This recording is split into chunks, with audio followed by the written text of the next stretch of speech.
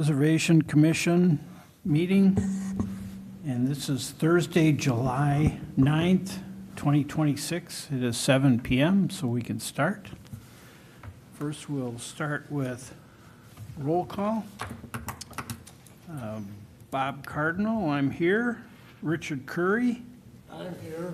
Can you talk up a little bit so that everybody can hear in this room? John Gasper. Yeah. David Hughes. Here. Christy Reese. Here. Joel Piper. Here. Pete Boulay. Thank you. Here. Thank you. Okay. So before we start, let's just have a chance for everybody to mention what's on their mind. And before we start our meeting, is there anybody that would like to start? Well, Richard? Well, talk up. Okay. You're not talking up. Okay, that's, Do I Richard? have to get the little powder to put on your head so you don't shine? Are you ready? Do you have something to share, Richard? No.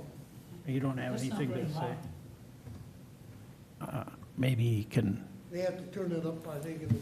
here, it also helps with, it also helps with kind of speed, this one you kind of have to speak right into.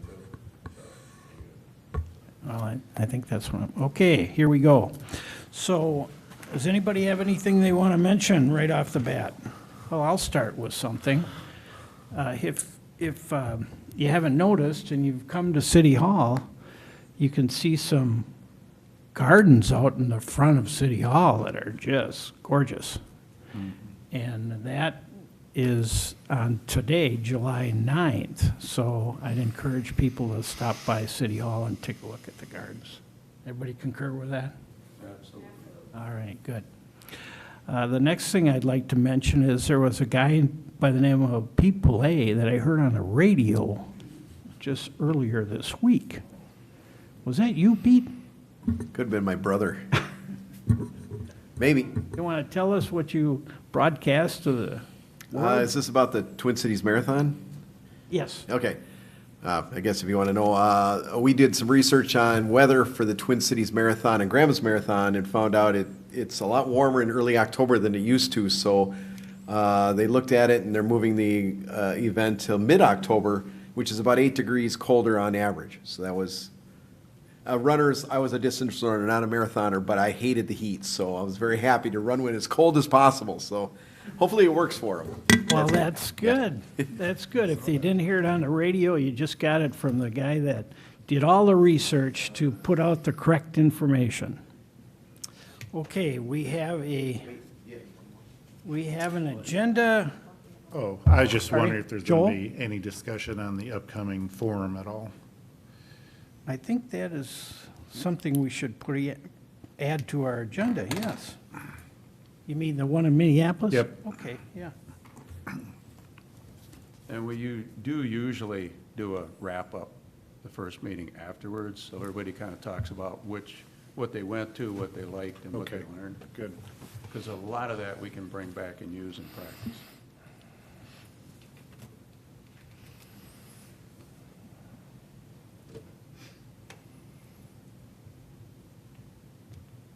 Okay, very good. Okay. Anyone want to add anything to the agenda, or as the agenda has been prepared, besides Joel's convention in July? Anyone else? Anyone? Okay. Is there a motion to approve the agenda? I make a motion to approve the agenda. As corrected? All right, and Christie, you're seconding it? Okay, all in favor, say aye. Aye? Aye. Opposed? Okay, we have an agenda. Okay, let's look at the approval of the minutes.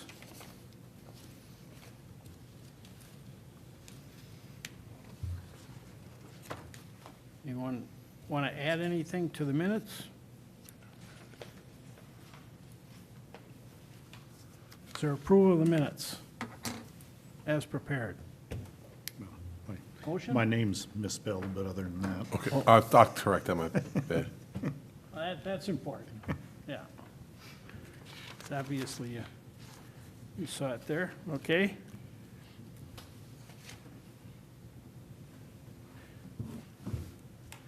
Let's have a vote on approve the minutes. There's a motion and a second. All in favor, say aye. Who is the motion? Who motioned? John. Okay. Is there a second? I'll second. No, you can't do both. You can't do both. Okay, Christie, seconds. Approve the minutes. All in favor, say aye. Aye. Okay, we'll move on to new business. As is prepared, our guest speaker is Jeremiah Ellis. Jeremiah Ellis, Good evening. thank you for coming. All right, thank you for having me. I appreciate your time. As you said, my name is Jeremiah Ellis.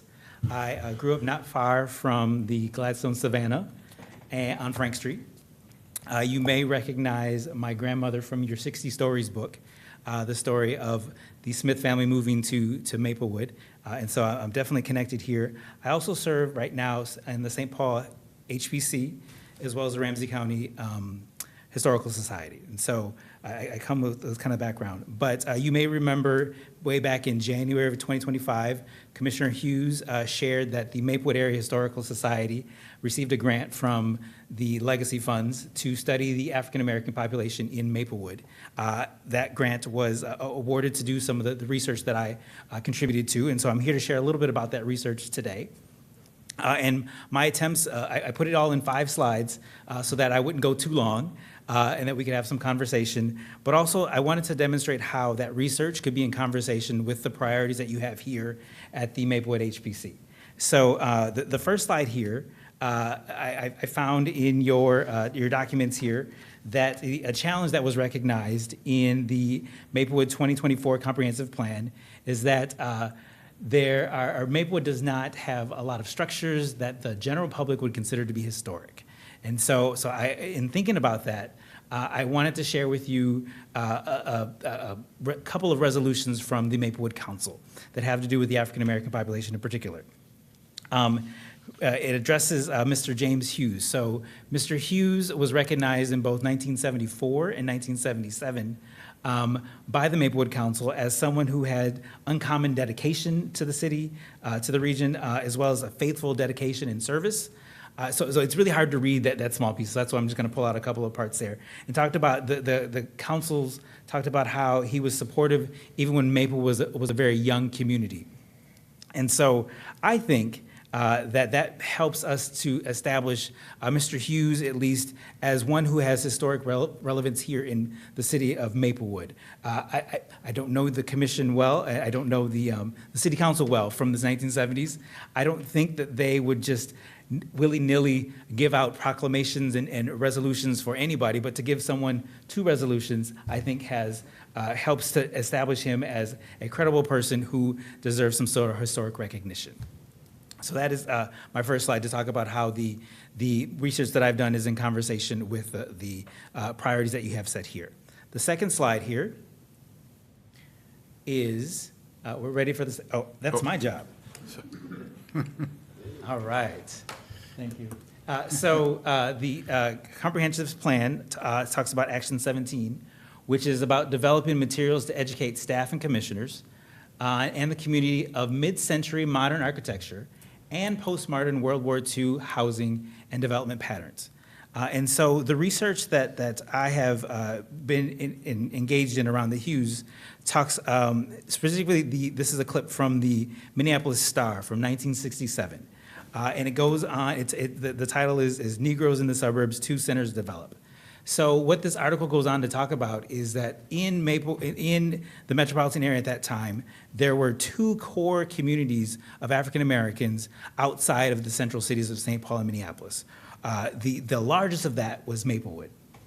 You can read the rest of the article to find out what other suburb was. It's just not as important as we are here today. But the article goes on to talk further about Mr. Hughes and how he developed the acreage. So he, in 1964, he bought 10 acres from a farmer. And so that was near Conroe B and Hazelwood. He and his wife held on to that property for 13 years, paying it off, and then platted it into 12 lots, or 20 lots, excuse me, 20 lots in 1959. Sold those lots, and that lot grew into a larger community, predominantly of African Americans. And that is part of the action that I think was important around educating the staff and beyond in the community about the importance of this neighborhood, that it being the regional context of Maplewood being one of the suburbs with the larger African-American population. The Hugheses had a large stake in that, ensuring that everyone in kind of who brought in that area also had a minimum of $17,500 to have a kind of a higher standard for development. So the article goes on to talk about how, he wanted everyone to have two-car garages as kind of a recommendation. Everyone went in and did the same, and also that it was kind of a minimum household value at that time, $17,500, which was kind of substantial at that time.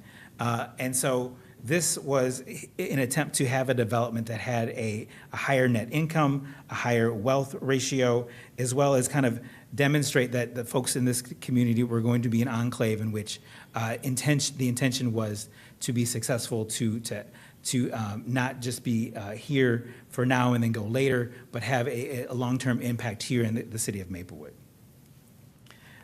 The third slide here is about housing and civic leadership. The comprehensive plan, policy 2.1, the part that I pulled out is that to maintain an inventory of significant structures, significant resources. And so what you have here in the center is a clip from the 1971 Maplewood area annual report. It highlights the Maplewood Human Relations Commission. That commission was started in 69 or 68 as a result of several, a standing room only, actually, council meeting, which was demanded. I know that's very small to see. I think the important takeaway is that there were, in this inaugural group, 15 total commissioners, 6 of whom were African Americans, and 2 of whom lived in the Hughes neighborhood development, as we talked about a little earlier. Specifically, Mr. Cleveland Ray, who lived on Conroe B, and then Mrs. Frances Hughes herself, the spouse of James Hughes, who the two bought the property in 1946.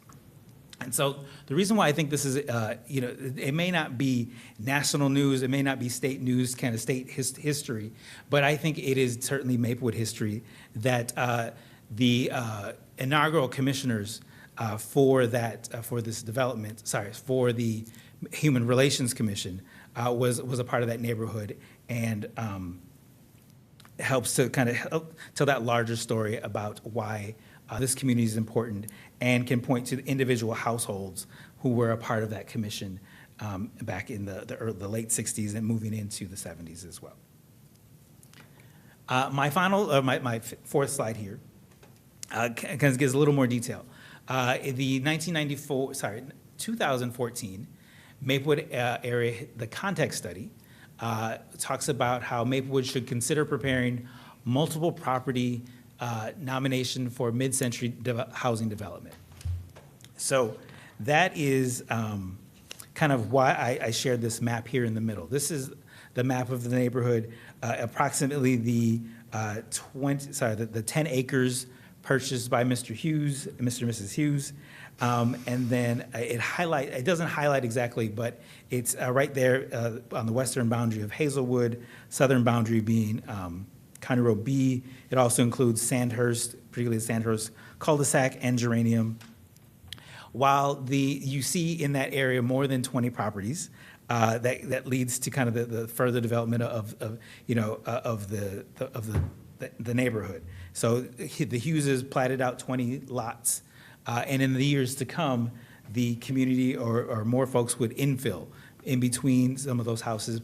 Particularly the one at the center of the cul-de-sac would be the Hughes' home, and so they kept a very large lawn for quite a long time.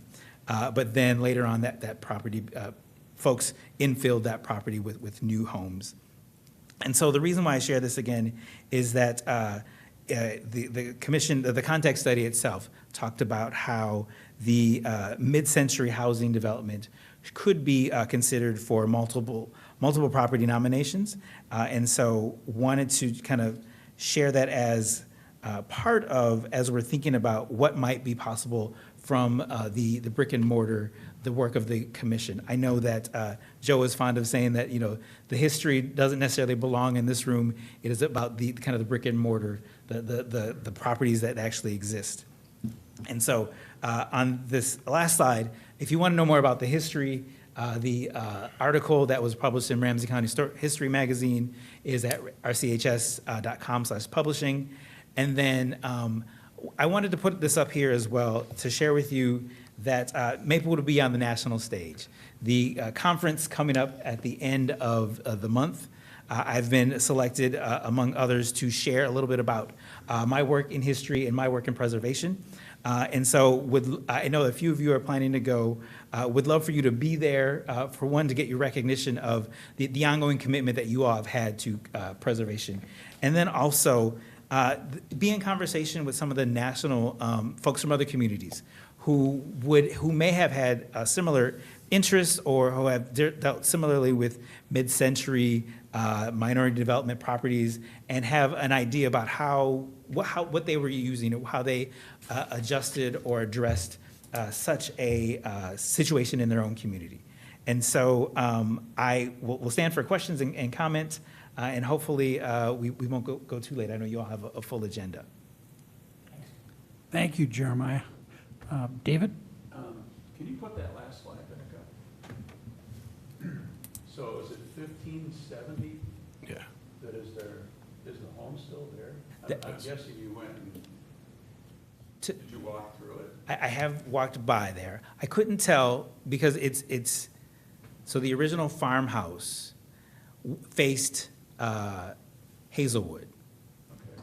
And so my thinking in kind of looking at it, either there was some modification to make sure that the house front door faced more of the cul-de-sac. And so so I don't know I can't say for sure if it was completely redone or if it was just shifted and kind of remodeled. I actually have driven by that neighborhood, and the house at 1570 at the end of the cul-de-sac is a little bigger, looks a little different than, it looks more like a farmhouse than a mid-century modern house. So we had talked about Maplewood significant houses, and this could be one we should look at because of the significance of what the Hughes family did. I know at one time we talked about General Vang Powell used to live, his original house is in Maplewood. That's another house that we talked about that is very national significance also. This has very regional significance, but it is very significant to the history of Maplewood. And it's probably something we should really take a look at. I mean, it doesn't have to be a perfect house. It's a mid-century modern, so it qualifies. It's past 50 years. It qualifies as something we could look at. But it, on a local basis, we probably want to look at that house. That's very significant to the history of the city. I mean, you're talking the largest population suburban-wise besides Minneapolis and St. Paul in the state for quite a while. Absolutely. I think Brooklyn Park's pretty much overtaken us now, but. In trying to, if I could add some clarification to that, in trying to figure out what the next, and I appreciate Jeremiah coming out tonight. Thank you very much for bringing this to our attention. In researching what are possible next steps, I reached out to former Commissioner Koski and some of her colleagues, and was told that under the National Register of Historic Places, one of the criteria is Criteria 1. And so if you look at the house itself is not necessarily mid-century modern versus the rest of them, but Criterion 1 notes that properties associated with events that have made significant contributions to the broader national patterns of U.S. history and are understanding and appreciated with those patterns that may be gained can qualify for this type of thing. Potential next steps are as a certified local government, we can apply for a grant. The grant deadline is January 9th, 2026. And in doing that grant, we could then hire a contractor who would do a survey. And I think a lot of us on this board right here are excited, and we know this is really important, and but beyond the speculation of what could be, having that contractor come in and doing the survey and doing the due diligence to tell us, yes, it would qualify for, it's eligible to be of national historic value, or it is, but it's probably better as a locally designated property. I did also check with our community development department. As you know, a lot of Maplewood, what we're trying to do is redevelop in certain areas. This is not on the chopping block, so it's not an area that we're looking to go in and redevelop. So we have time to do our due diligence and see what way we could recognize this property. The one thing we haven't done yet is reach out to the property owner, so that would be another big step along the way, because theoretically, they would have to be part of the process. Well, Jeremiah, thank you. That I was, very good. one question. David, I wa- or John, go ahead. I was reading it, and as I was reading it, I ran across, we're talking about block parties on Sandhurst Court. My son lives on Sandhurst Court. Really? That struck me. They talked about that. Yeah. Is that part of this kind of smaller part of Sandhurst, or is that a? It's at the end of Sandhurst. Okay. It's actually in Roseville, I think. Gotcha, okay. I was reading it, I went, I had to go check to make sure that's where he lived. Yeah, one of the elders who recently moved out of the neighborhood talked about how much he enjoyed the smorgasbords at these block parties, the ability to be with neighbors and then have great food, out there on the street for folks to share. But his house doesn't, it would have to be like 50 years old, and I don't think Okay. it's probably a newer house. Mm-hmm. I enjoyed reading. All right, thank you. Thank you. Jeremiah, Yes, sir. this history, Ramsey County history, what's the date on that? It, 2026, so it came out in last month. Oh, So, last yeah, so month. it's very new. Oh, okay. Newly published, their latest magazine. Okay. And this specific article is in the packet, so it's in the council Yeah. packet, so you all should have it. Well, thank you. You're very welcome. Thank you.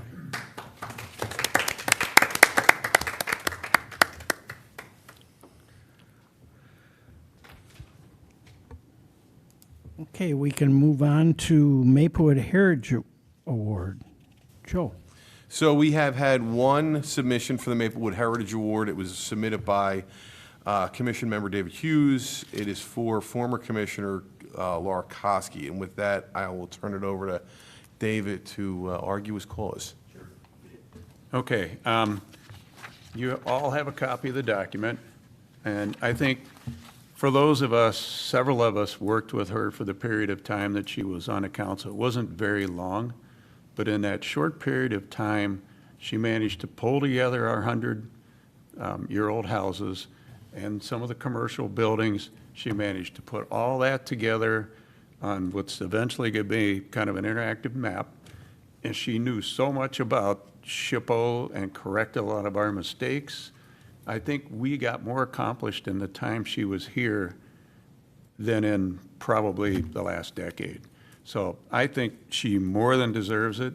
I'm hoping you guys feel the same way, but the minute I found out that she was eligible, it's like, I mean, she went so above and beyond. She did so much work at home and so much during her, during her lunch while she was working her business and stuff, and just the expertise she brought.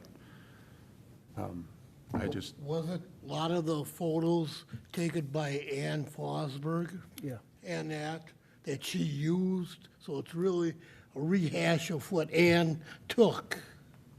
Right. And the old timers that were here, George Rosbach, Bob Overby. So, Richard, I didn't say she created all of us. I said she turned it into something we could use. Because all it was before was a folder with a bunch of pictures. that would take you a month and a half to find something in. Whereas now, you can open this map up, click on each of the homes and see where it is, how old it is. There's a ton of And information, did and the she city's leave- gonna add to it also. Did she leave a schematic or what have you so that the former or the new commissioners can add to it? Because I know she was talking about the little farm, she never got to me because she left. Right. We have it in our internal files. Yeah, I know, you said that last, and I took it almost like a slap in the face when you said something about it. Well, you gotta remember, anything that we create belongs to the city and goes in the city's files. It's not like she took it home with her. It's within the city system. It's accessible. If you got a computer, it's accessible. I mean, and I'm sure it's gonna go public relatively. Yeah, one of the complicated things about mapping is two things. One is we could easily release the PDF file, the PDF, well, I'm sorry, not the PDF, the Excel file that's searchable. And again, it's taken everything that was in that sort of analog folder and it's digitized it now. The next step would be the part of the process was she did work through Google Earth to map it out on that. We were kind of partway through that project.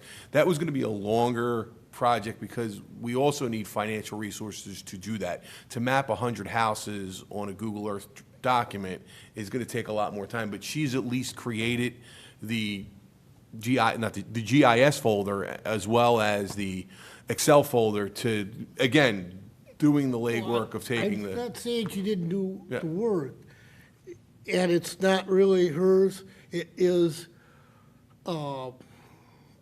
really the commission, because we get this projects, and we've had how many, liaisons on the commission since day one? We had, I can count 4 or 5 of them.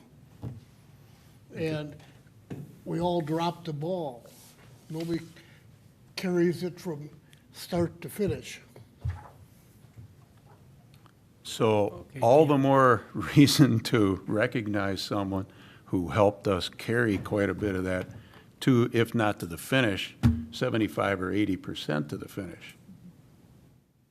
And even if you take that aside, which was a major project, other pieces that she had contributed to were, you know, the 20 significant stories, again, that will go on our website when we release the new website. She's taken the time to teach this commission how to research SHPO files. She's done the due diligence around when we had the question around the Poor Farm barn. What part of it was significant? What part of it was the water tower a piece that could be taken out without harming the rest of the designation? So she's done, and she's brought in a significant amount of expertise that none of us have, including within the staff itself. So her work alone would have cost us tens of thousands of dollars. Like this survey that I was talking about to do this house, I've gotten quotes anywhere from $10,000 to $15,000 to do this survey work.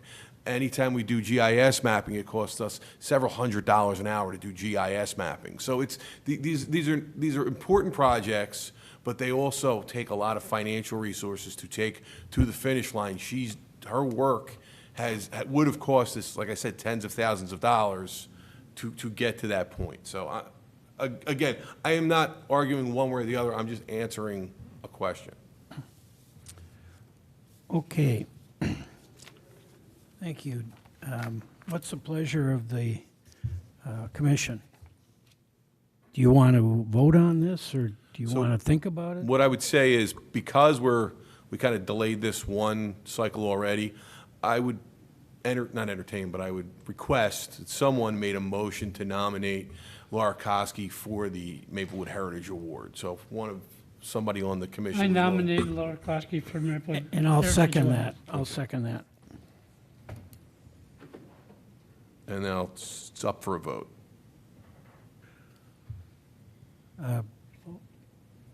Okay, do you want to have a secret ballot? I don't think this could be secret. This needs to be on the record. Okay, all right. So John made the motion to,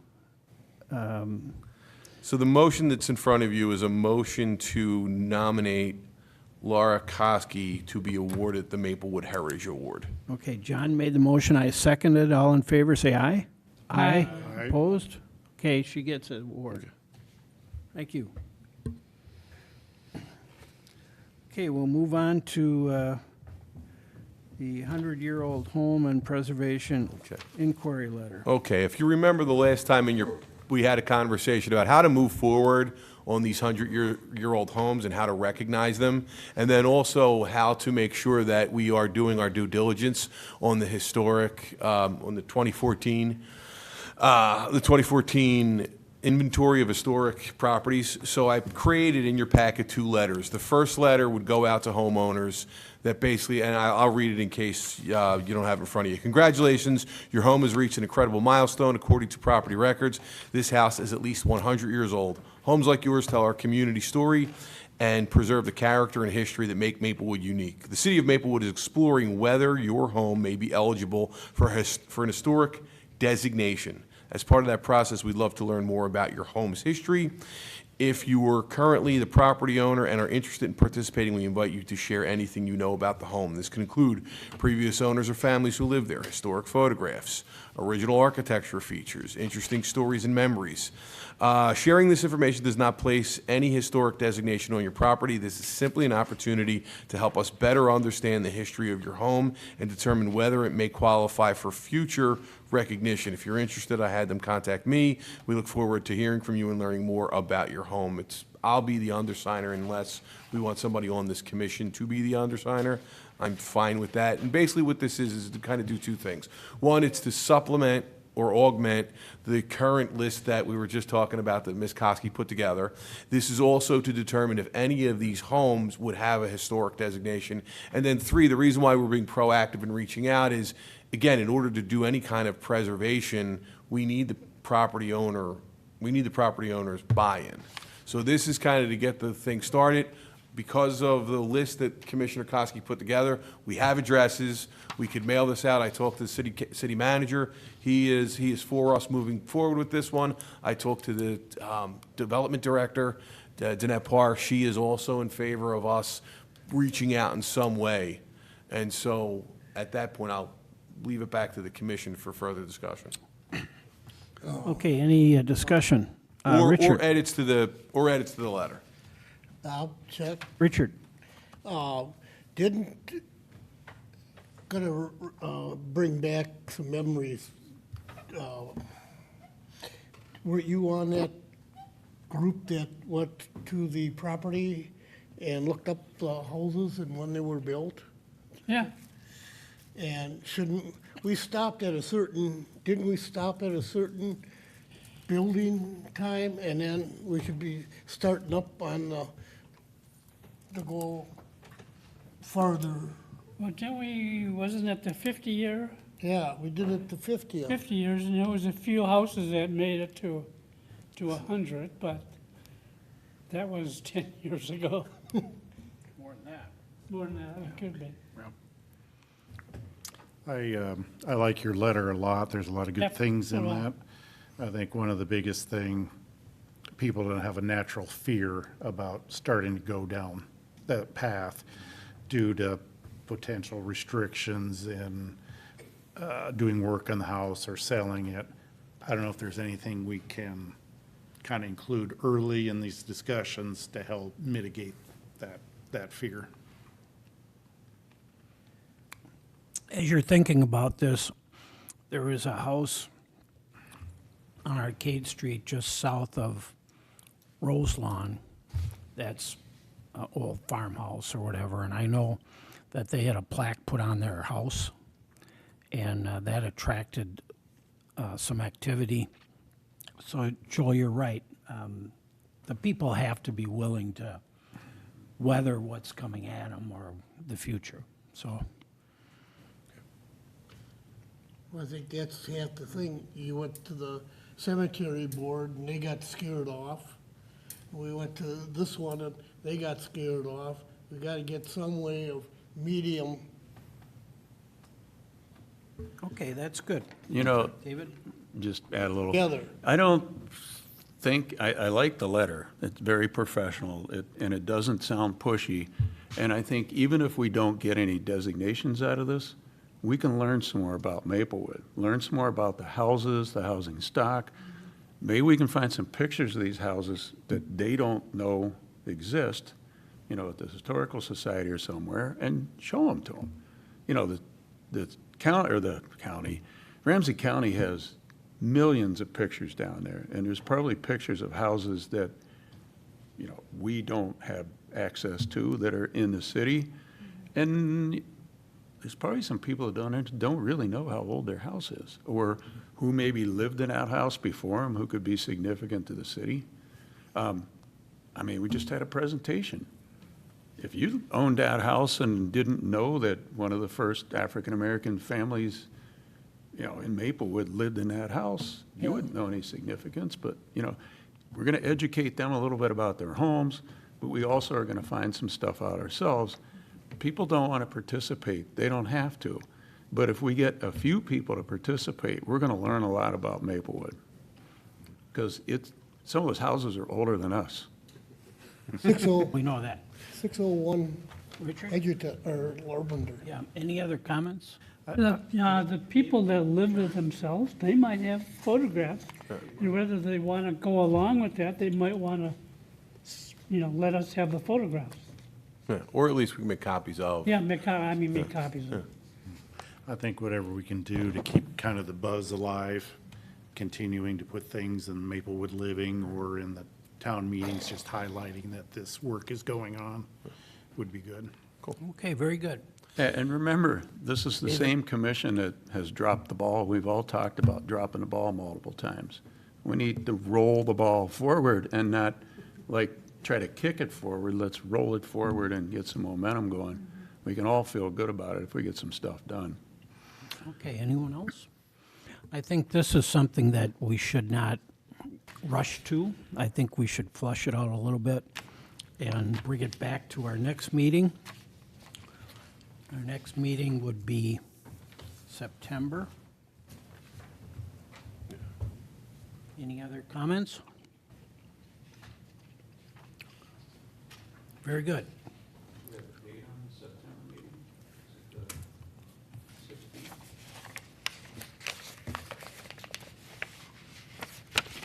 The September meeting will be September 10th.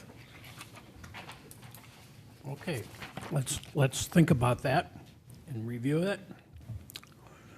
Okay, let's move on to, And then, real quick, along those lines, this is similar but different. One of the things that I want to try to do is we have the 2014 context study.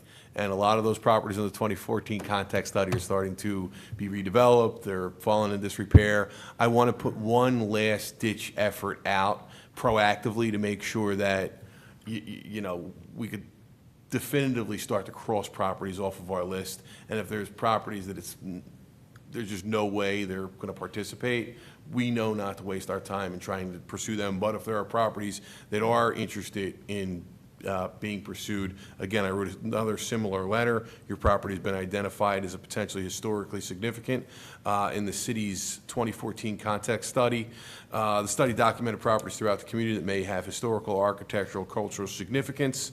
The city is now exploring whether some of these properties may be eligible for historic recognition, or more formally, as the current property owner, would you have any interest in exploring the eligibility of some type of local or national designation?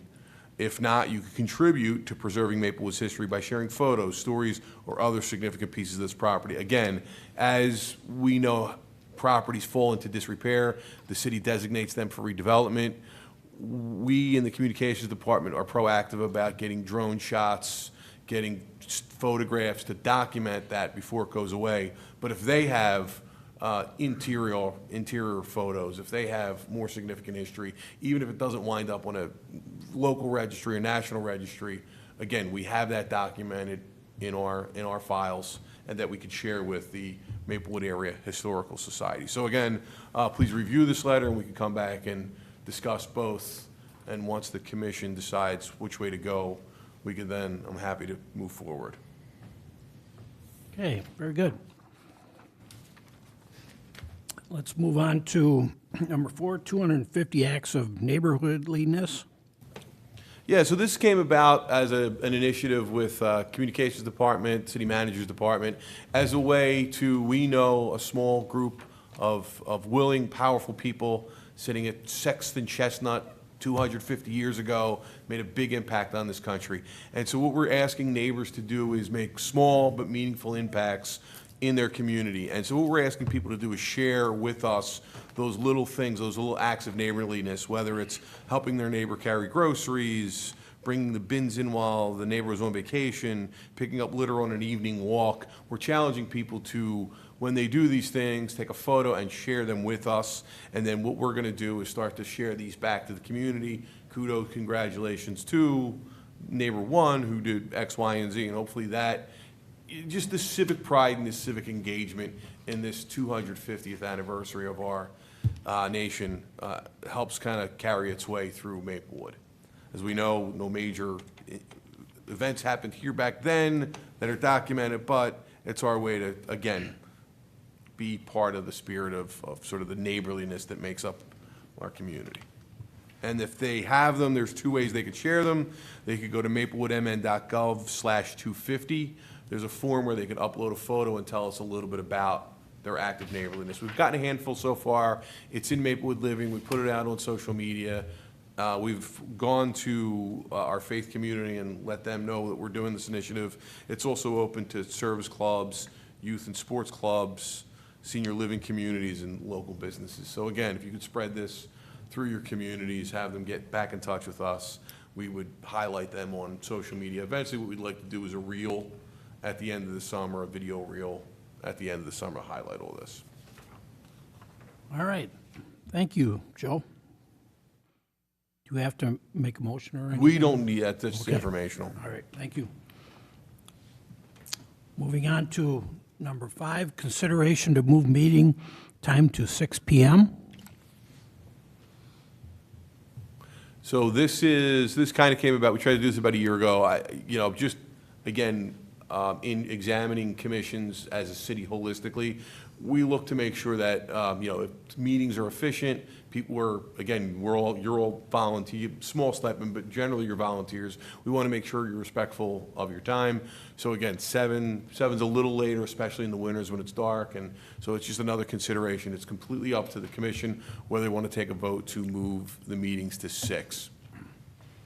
Okay, any discussion? Yeah.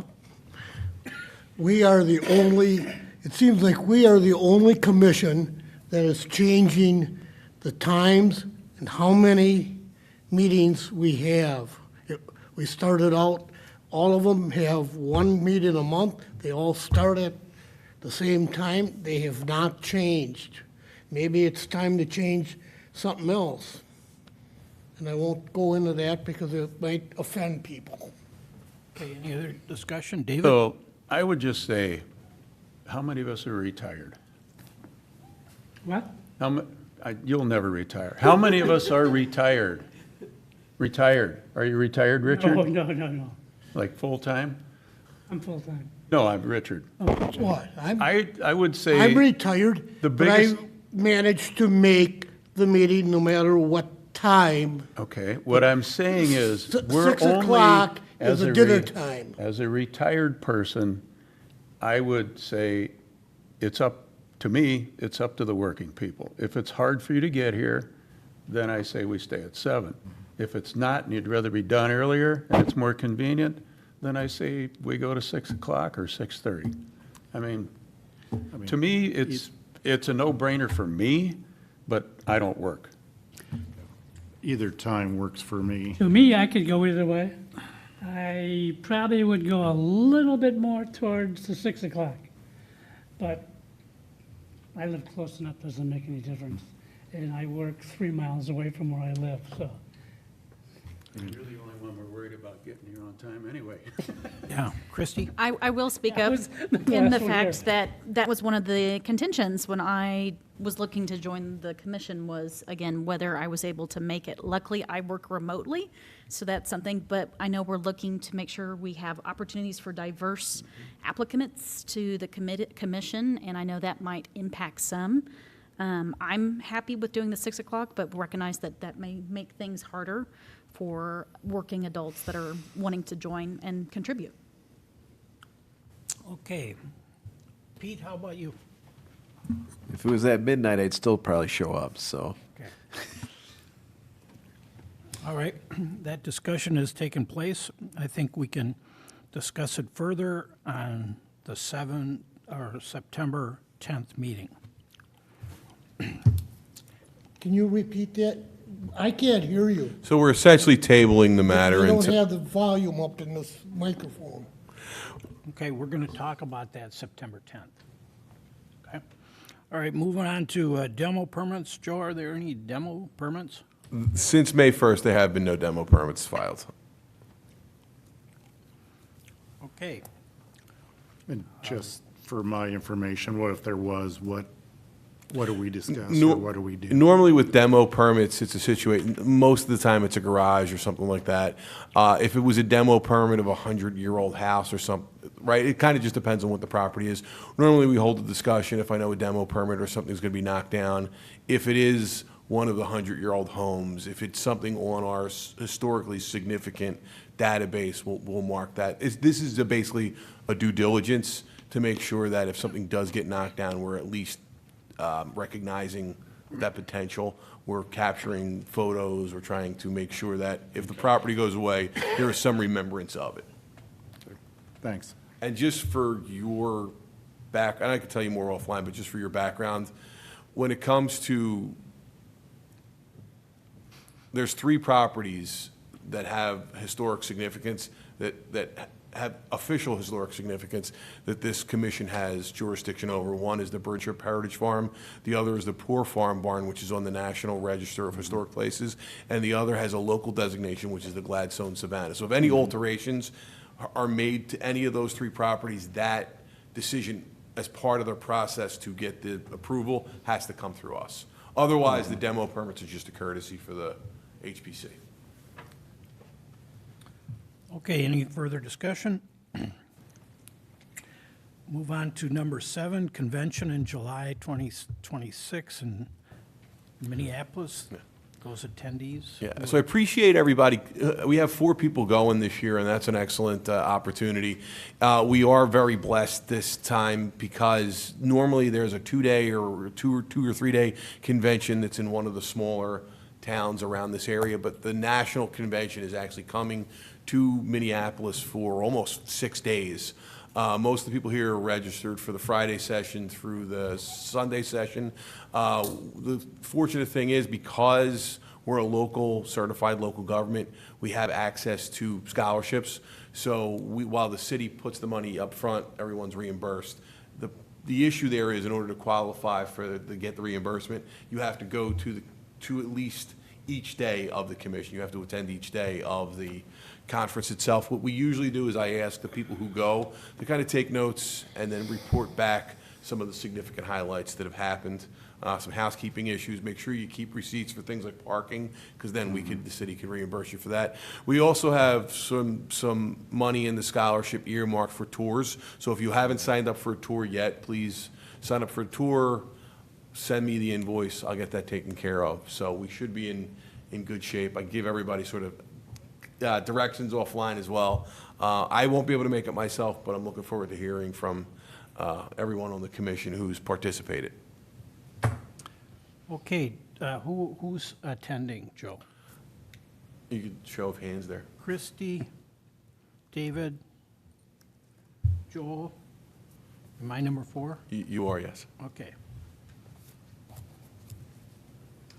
Okay, I think at least one person should go to Jeremiah's presentation. yeah. Okay, we want to move on to unfinished business. I would like to revisit our January meeting when there was a oldest building in Maplewood addressed. Joe, would you refer to that? Yes, I believe Commissioner Brule brought that to our attention. I believe it was the May meeting. It is a house on Maryland Avenue, right? Is that correct? Maryland Avenue, it was built in 1876. We believe that is the oldest house.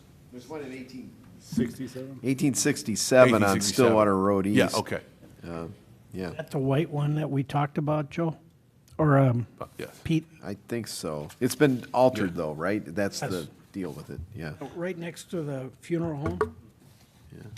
Better wait until they burn. Yep. Okay. And as we move on, I'd like to pass these out and just talk about it briefly. Each one of you get one. 1, 2, 3, 4, 5. Is that on the agenda? Yeah, I Did added. you put it on Yeah. the agenda this week? I did. Early? I did. I don't think so. Everybody get one? Yeah, please. You gotta go over the, Yeah, he get it.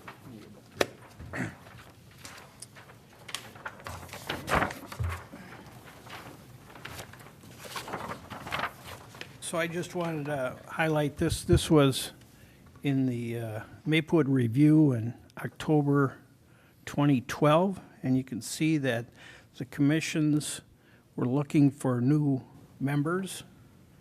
And I'll just read it. The Heritage Preservation Commission was created, helps the city of Maplewood with its overall historic preservation goals, which include supporting protection of the city's heritage by preserving, protecting, conserving, and wisely using the significant historical, cultural, architectural, or archaeological objects, structures, buildings, or sites in the city.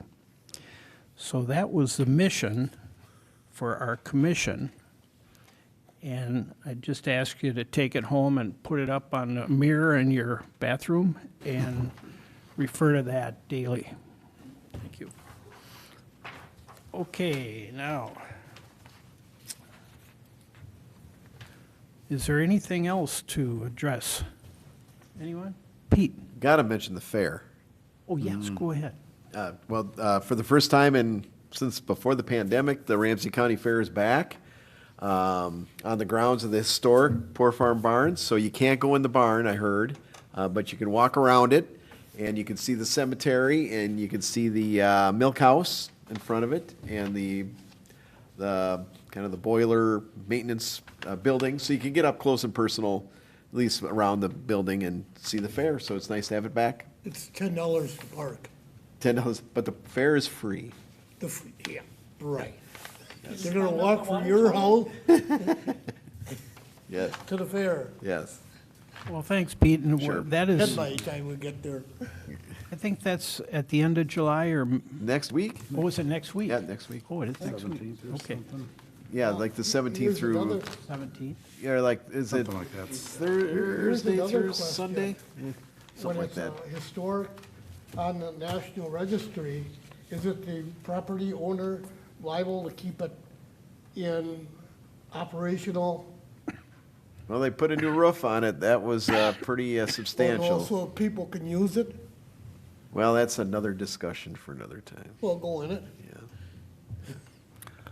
I don't know. That's a question that they don't have the funds. I told our city commissioner there's grant money. And I just got something from, Bill Overby about, there's a grant, deal where you can get grants for different things. I was gonna send it to Bob and that, but Okay, well, thank you all. Is there anybody have anything else to contribute to our city? Yeah. I want to recognize that our council member liaison, Sean Berry Lee, is here, and I think we owe him a couple of minutes. Thank you, Joe. Mr. Chair and Commissioners, thank you for all the great work that you guys continue to do. The presentation by Jeremiah was, I was very fascinated by that. And I'm a history junkie, so anytime I hear anything like that, it's candy to my ears. So the interesting thing is, a couple of years ago, I was just outdoor knocking, talking with neighbors, and I ran into the neighbor at 1610 and 1616, and they shared with me the history about Sandhurst. And I grew up in Frogtown, and learned a lot about the 94 highway coming through and how some of those community members, African American, moved over to Maplewood, and that's why they have that community there. So I was very intrigued by that. Glad we did something about it. Something else that came up really quick I wanted to share with the commission is I'm always interested in how the dynamics of Maplewood has also changed in terms of our demographics. So I forgot what year it was, but Asian American community has become a huge part of Maplewood. More than 20% of Maplewood are Asian Americans. And with that, I would love to continue to learn about how other neighborhoods have changed also in the city of Maplewood. But to that, the Asian Street Food Night Market is coming up, and that is August 7th through the 9th. And so if you guys get a chance, please visit that. It will be over at the Sears parking lot. The last event that they had over 40,000 people over like 2 or 3 days attendance. So it was a really good turnout for just the city of Maplewood and the businesses around the area. So lines were really long. Please, plan to attend with plenty of time for some good food. So thank you for the great work, commissioners and Mr. Chair. I appreciate everything that you guys have done. Thank you. Is there anything else for the council? Or for the commission? Adjourn. You're having flashbacks there, Bob. We're adjourned. You gotta take a vote, there's a motion on the floor. There was no motion.